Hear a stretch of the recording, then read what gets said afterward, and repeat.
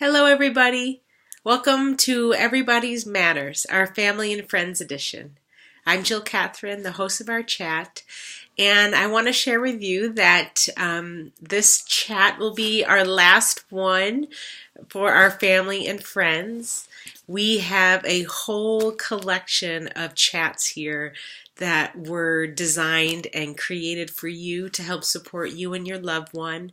And we've had them for, a few years now.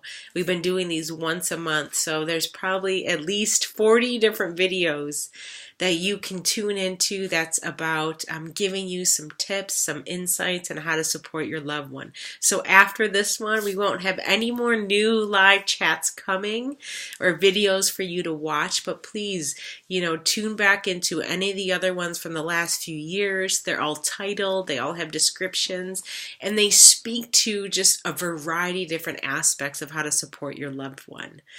So moving into 2019, we won't have any new videos to release, but hopefully you'll still feel supported and have viable information for you. And as always, you can reach out to the Upstate New York Eating Disorder Service if you have any questions, or you can shoot us an email at everybodymattersgroup@gmail.com. I'll send you the link as I always do. So this is our last chat. And we are in the month of December, and as we know, we are coming close to some end-of-year holidays, and this can be a very difficult time for people who are in recovery from eating disorder, and so let's talk a little bit about that. We've done a bunch of other chats through the years around, supporting your loved ones through the holidays. So just something that, we want to bring to your attention always is how difficult this time of year can be. And there's a couple things we can do to ease that for your loved one. So one thing that happens often during this time of year is that people talk about, the holiday binging of food. Right, there's a lot of conversation about, putting on weight during the holidays. So a lot of talk about food, overeating food, weight, and with all holiday parties and cookies, and there's a lot of this and talk. No matter if you turn on the TV or you pull up a news story, it's just sort of what happens this time of year.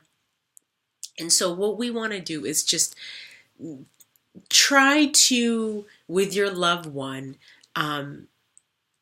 mitigate those conversations, right? So the general media is already going to have that type of language. And a lot of people in office environments or schools or in work situations, there's a lot of coffee talk around putting on weight and, once the new year starts, I'm going to go on a diet. There's so many different types of conversations like this. So first and foremost, if you're someone who has those feelings for yourself, that maybe, you struggle with feeling of guilt and shame around food during the holidays, if you feel that pressure too, and you find yourself sort of falling into those traps that happen, that number one is, even though your loved one might be the one who's struggling, this is a really good opportunity for you to even get your own support and to learn a little bit more. Why do I feel this way? What is this about? So this could be an opportunity even for you to get some support on that. You don't have to be eating disordered to be kind of confused around food and weight and body, right? So I encourage you, if this time it gets particularly even hard for you, maybe just set up a session or two, talk to someone about it. Start to explore that, because the more that you can understand, the more it's going to help you to connect with your loved one. So but some actionable things that you can do to support your loved one during this time of year is avoid even getting into those sort of trapped conversations around food and holidays and weight. This is a time, however you and your loved one celebrate this time of year, that focusing on the values of this time of year, of what this time of year is really about for you and your loved one.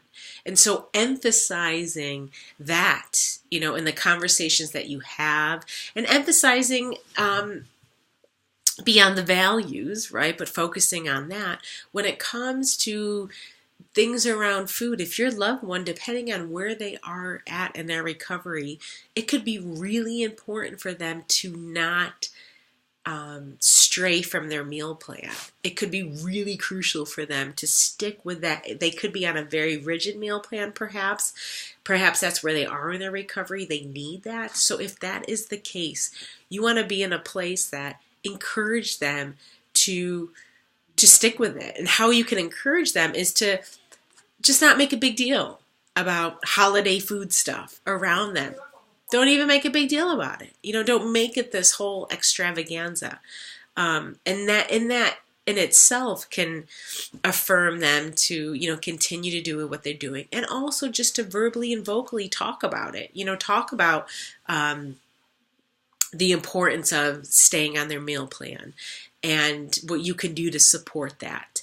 And if they don't want to, each one of your loved one's situation is different, so I don't want to speak out of turn here. But even if they're in a safe place that they don't need to stick to a rigid meal plan, is try not to make a big deal out of that. Let them feel that sense of freedom too during this time of year if they're just being a little bit different. So, it's always this, I wish I could always give sort of black and white tips, right? But nothing's black or white. Life is in the gray. And in the gray is you sort of knowing a sense of where your loved one's at and adjusting from there. So either encouraging them to, stay on their strict meal plan. No need to sort of, if you make meals, right, for family members and they need to stay on their plan, just reinforce that. Oh, and I bought this and we have this for you, not even making it a big deal and not even making them feel, not expecting them to go off it. So just try not to, I just want to encourage you, people in recovery already have enough shame, so you don't need to be ashamed. You don't need to be ashamed about talking about their meal plan. You don't need to add more shame to that. You can, reduce some shame by bringing it to the conversation and not making a big deal whether they need to stick with it or if they don't, right? So sort of your approach to it can go a long way. So again, keeping your holiday focus more around what the values are and less about the food. Encouraging, depending on where they're at, and making it, a shame-free zone around staying on your meal plan or not, either way.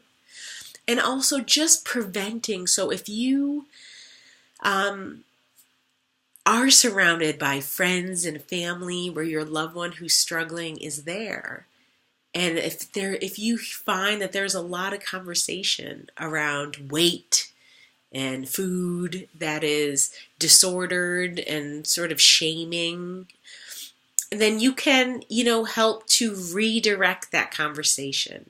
You can literally just not feed into it and start talking about something else. You can, make a point to say that we don't really think like that here or talk like that here. You can emphasize something else. You can do that in your home. You can do that. If that's where your loved one is, and that's, something that's really cool is when you see, as someone who struggled, when you see someone else in your family sort of setting that boundary that they don't have to set, it sort of protects them a little bit, is really powerful. We had someone the other day was saying how, the holidays and it's time where they can indulge their guilty pleasures around food. And well, instead of saying guilty pleasures, can't we just say pleasures around food? Why do we have to feel guilty? Why? Why does there have to be guilt? Why are we taught that we have to feel guilty about enjoying a pleasurable food any time of year? So that's a small and subtle but really powerful nuance. Is even because that's what comes up in the holidays. Oh, I'm going to indulge in these guilty pleasures. I feel this guilt, and then I'm going to take off the weight. And it's like, no, we can just enjoy it. There's no guilt to be had here. There's no shame to be had here. And think about that. Think about that even for yourself. Do you subscribe to that thinking, oh, these guilty pleasures? Right? Why do we have to have a feeling of guilt if we want to enjoy the pleasure, if food can be pleasurable?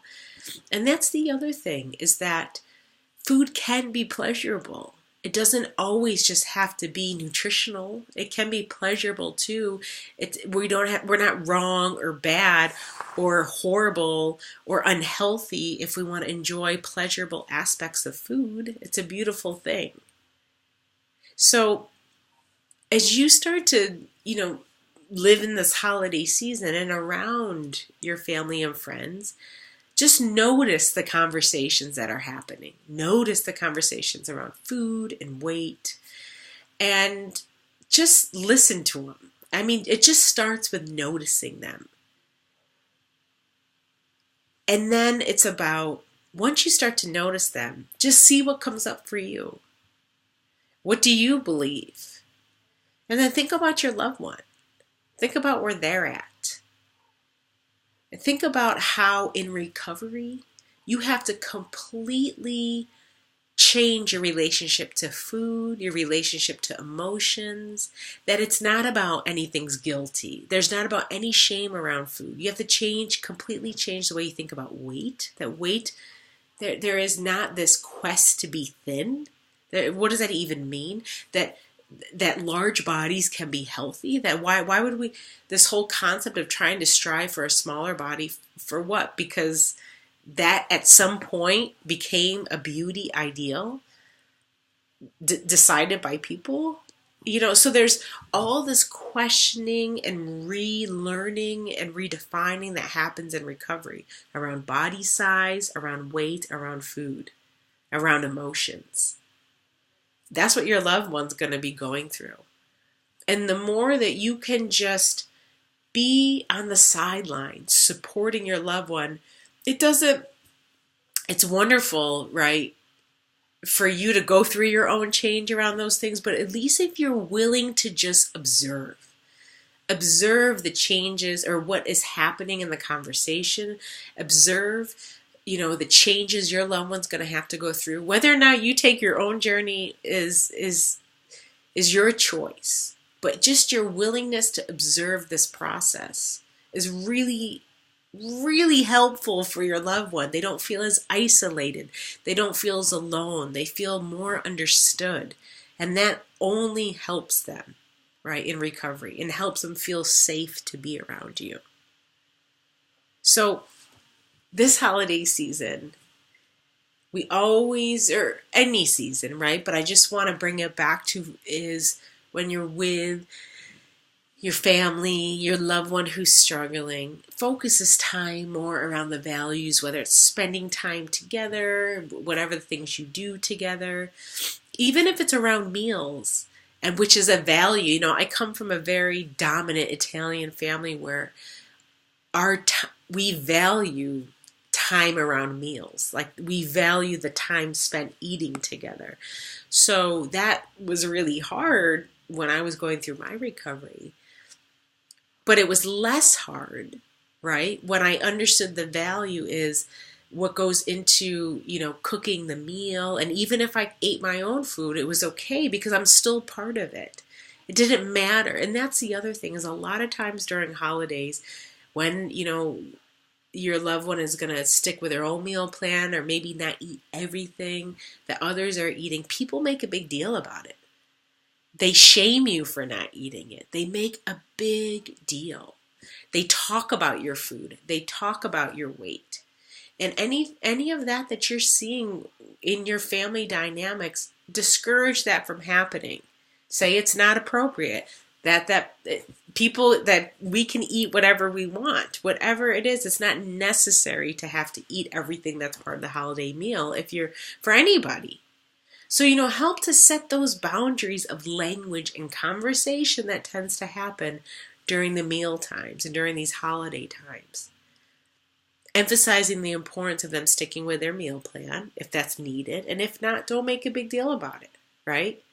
And notice the language around guilty indulgences, guilty pleasures. Oh, I feel so much guilt. Oh, I'm going to lose all this weight, right? Notice that and help redirect that conversation. All those are some really important tips that can help your loved one through the holidays. Well, we appreciate you tuning in. Thanks for being a part of our community here over the last few years. And if you have any questions, don't feel shy to send us an email when we send you this video. All right, be well. Thanks. Bye.